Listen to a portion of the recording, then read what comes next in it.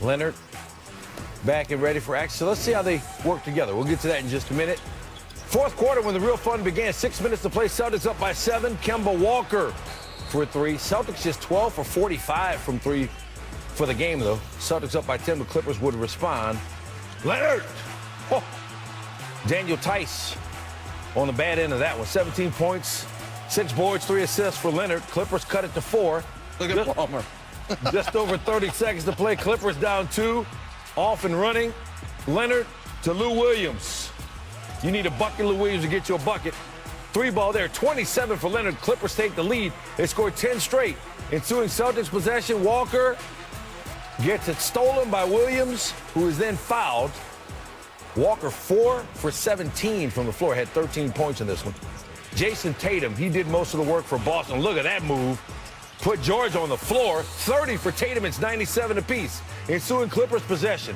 Leonard going to take the final shot. Clank, clank. So we're going to overtime at 97 apiece. Less than 50 seconds to play in overtime. Clippers by 2. Montrezl Harrell going to find Patrick Beverley in the corner. Beverley hit some timely shots in this game. Clippers hit 17 threes. Beverley hit 4 of them. He had 14 points. Clippers by 5. Next Clippers possession, are up 3. Williams trying to get the ball to Leonard, but look at Marcus Smart. Forces a turnover off Leonard's foot. Clippers 23 turnovers in this game. Smart, he'll guard you just like Beverley. So the Celtics with a rock. Ensuing possession. Tatum. 3 ball, no good. Walker gets the rebound. He's fouled by Beverley with 1.6 to go. So Boston's going to get a chance to set something up. Smart to Walker, but guess who? Kawhi Leonard with the block. Used all of that wingspan to get to it. George with 25 points, 5 rebounds, 8 assists as the Clippers win it by 3. They're 9-1 at home now. What was it like to have them on the floor, finally have your whole team on the floor? It was fun as hell. I mean, regardless, how the outcome of the game, you play the game because it's fun. And today, we gave everybody what they wanted to see, a fun-ass game. Oh, my God, we gave him a game ball. I didn't know we were giving game balls, but we gave him a game ball because he deserved it. I thought he literally single-handedly willed that game. Pat Bev was a gamer. He got himself going. He got a couple easy buckets. He got a couple steals, 15 rebounds. And, he changed the game. That's what he does, and it's NBA. Guys can hoop, so you got to be ready to guard everybody. Defensively, that came natural. That came easy. And then offensively, I thought we were great. I thought we are still trying to get in sync with everybody else. Great thing about myself and Kawhi, it doesn't matter. We're going to play basketball. We're going to, try to make the right plays and play off one another and just keep the game flowing. So I thought in that aspect, we were good. Close call. Celtics gave them everything they wanted, but the Clippers off to a 1-0 start with both Leonard and George on the floor. LA won 7 of the 9 games in which only Leonard played, won 2 of 3 in which only George played. Clippers lost both games that neither played. Let's bring in Tim Legler now. Tim, what did you see from Kawhi, Leonard, and Paul George on the court together for the first time for the Clippers? Well, Stan, offensively, I didn't see a whole lot because that's going to take time for them to develop that rhythm that you heard Paul George talking about. But you saw immediate returns defensively, and that's really, to me, where this team can be so special. The length, the ability to have 3 all-league defensive players on the floor at the same time. You see Kawhi Leonard with the great contest there, and Tatum, Paul George tracking Marcus Smart, using his length to come up with another play. And all these are critical plays late in the game. And then this is an incredible recovery by Kawhi Leonard, getting out and getting a deflection. And when you add Patrick Beverley into the mix and everything that he does defensively, this is something that you're going to see that's going to be ahead of where they are offensively, because all defense is effort. And they have the length and versatility and foot speed to be immediate impact players defensively together. I think offensively, when they don't stagger their minutes as much as they did tonight, when there are no minutes restrictions, the way Paul George is facing right now, you're going to see the offense come around over time. But there's no doubt that this can be the best defensive team in the league, and certainly the best defensive team when it comes to perimeter defense, because those 3 guys can flat out lock you down. All right, Tim, that's a great duo. We have a great individual performance that we need you to comment on after Neil shows you this next highlight, so don't move. I won't. Moment of versatility. Best player on an NBA court Wednesday was Luka Doncic, or the worst team on an NBA court Wednesday was Golden State, or both things are true.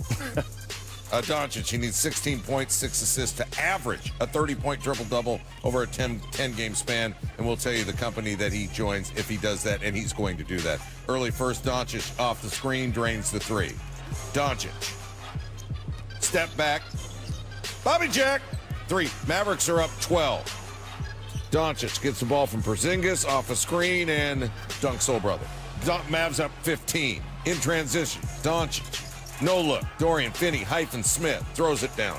Doncic. No look pass. Mavs are up 30 to. This is the formerly known as the Golden State Warriors. Wow. Doncic. High ball screen from Dwight Powell. He's hitting threes like he's Klay Thompson hitting trees with rocks. Doncic drains the crossover three. He's got over 16 off a screen with the rebel yell. He says more. Doncic going to be in my head all night. 5 or 6 from 3 in the first quarter. Putback goes down. First quarter, he had 22 points, 5 rebounds, 5 assists. He had more points, rebounds, assists than the Warriors in the first quarter. It was 44-16 after one. Remember, he's coming off a 40-point triple-double Monday. Doncic with the Mavs up 33.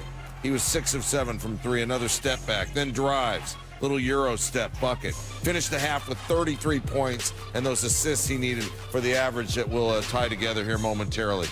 Made just one bucket in the third. 33 of his 35 in the first half. Played 25 minutes. Got his 10th assist. Finished with 35, 11, and 10. Fewest minutes in a 30-point triple-double in NBA history. Mavericks win 142-94. Worst loss for the Warriors since 1973. Steve Kerr, not the coach then. He was awful. He was didn't impress me at all. He was fantastic right from the beginning of the game. He was doing his thing, knocking down threes, drawing fouls. So he took it to us. Appreciate and respect, yes. Enjoy, definitely not. Tough to lose by 48 points, but a break here or there, and it only would have been 42. So that's how we have to look at it. Nobody caught the sarcasm there? I did. Trying to be funny, guys.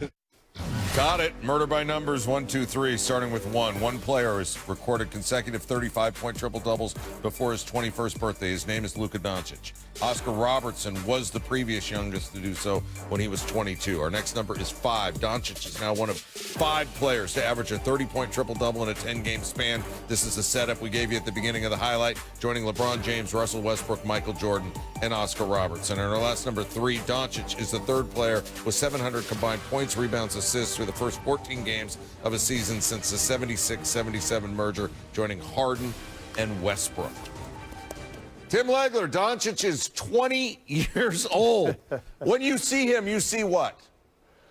Well, look, what he did tonight in 25 minutes blew me away because it takes me 25 minutes just to decide what to watch on TV when I sit on the sofa. I really felt bad about myself when I saw everything he accomplished in 25 minutes. Look, here's what you're watching right now, and I can use some comparisons, and some of them might sound like it's hyperbole. I don't think it is at all. You're seeing a little bit of Wayne Gretzky in terms of how easy the game comes to him and what he is seeing a counter to before anybody else on the floor. I'm seeing, a Larry Bird type with his pace and the way you can't speed him up, his shooting ability from deep.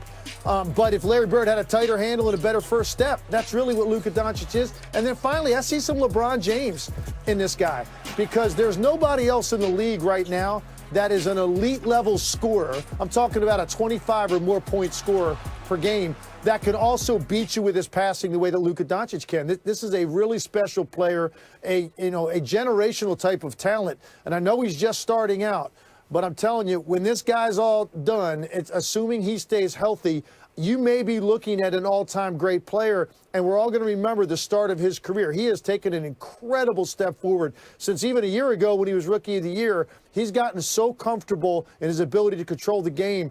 It's really special to watch, and I think it's must-see TV right now. This guy is so entertaining. And you're not going to see, Neil, a better first 12 minutes or a better first half than what you watched tonight. You won't see that all season long. That's how spectacular he was. Well said, Tim Legler. Nothing but net. This